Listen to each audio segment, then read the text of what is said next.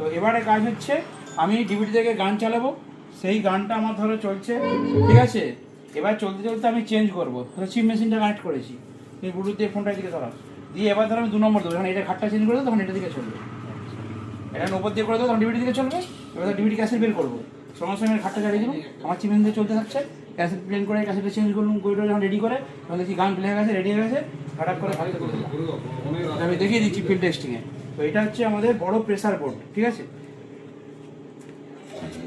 দাদা কি সেটিং করছে গো? এই যে একটু প্রেসার বোর্ড টেস্টিং করবো সেই জন্য সেটিং করছি। এখানে একটা ডিভিডি নিয়েছি, এখানে একটা গেন বোর্ড নিয়েছি, আমাদের হাতে তৈরি চিপ মেশিন যেটাকে বলা হয়, এবং এই দুটোর সাথে কানেক্ট করেছি আমরা প্রেসার বোর্ডের ডবল ইনপুট 1 2, ঠিক আছে। এই যে একে গান বাজছে, 2 নম্বরে ব্লুটুথ থেকে গান বাজবে, আর এখানে 3 ঘাটের বেস রয়েছে, বেস 1, বেস 2, বেস 3, 1 নম্বর 2 নম্বর 3 নম্বর, 3টে ঘাট দেবেন আর মারাত্মক লেভেলের ভাইব্রেশন হবে।